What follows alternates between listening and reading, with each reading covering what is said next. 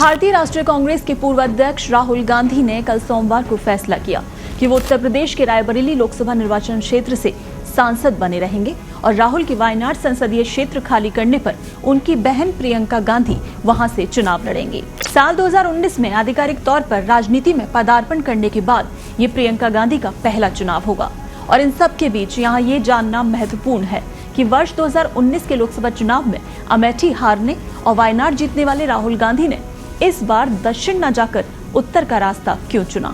लोकसभा चुनाव 2024 में उत्तर प्रदेश में कांग्रेस को 6 सीटें मिली, जिसमें अमेठी और रायबरेली भी शामिल हैं। इसके अलावा कांग्रेस ने सहारनपुर, सीतापुर, इलाहाबाद और बाराबंकी लोकसभा निर्वाचन क्षेत्र पर जीत दर्ज की। इस चुनाव में कांग्रेस ने इंडिया अलायंस के झंडे तले समाजवादी पार्टी के साथ चुनाव लड़ा था। कांग्रेस की सहयोगी दल सपा को 37 सीटें मिली हैं।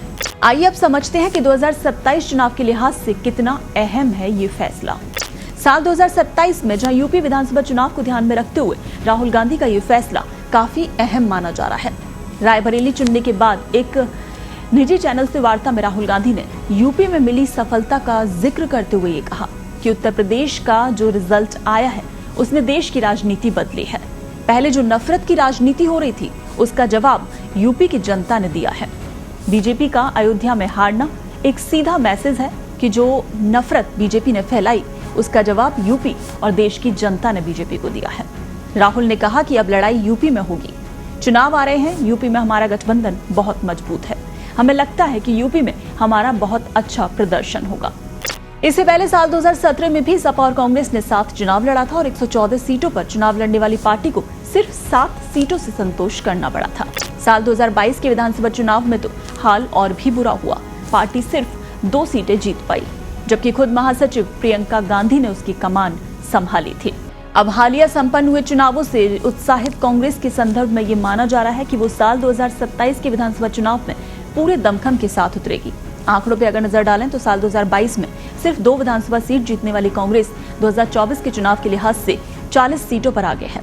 ऐसे में कांग्रेस की कोशिश है कि वो अगले 2.5 सालों के भीतर पार्टी का संगठन और मजबूत कर इस संख्या को आगामी विधानसभा चुनाव में और बढ़ा सके। साल 2019 के लोकसभा चुनाव के नजरिए से देखें तो कांग्रेस सिर्फ 9 विधानसभा सीटों पर आगे थी।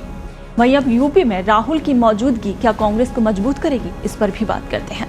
यूपी में कांग्रेस की ओर से राहुल गांधी की मौजूदगी सपा के राष्ट्रीय अध्यक्ष अखिलेश यादव के साथ अलायंस को और मजबूती देगी। इसके अलावा कांग्रेस अपने सांगठनिक आधार पर ज्यादा सीटों की मांग कर सकती है। कांग्रेस की ये योजना होगी कि वो जनता के बीच ज्यादा से ज्यादा पहुंचकर उन वोटों में सेंधमारी करे जिन्हें लेकर भारतीय जनता पार्टी और बहुजन समाज पार्टी आश्वस्त हैं।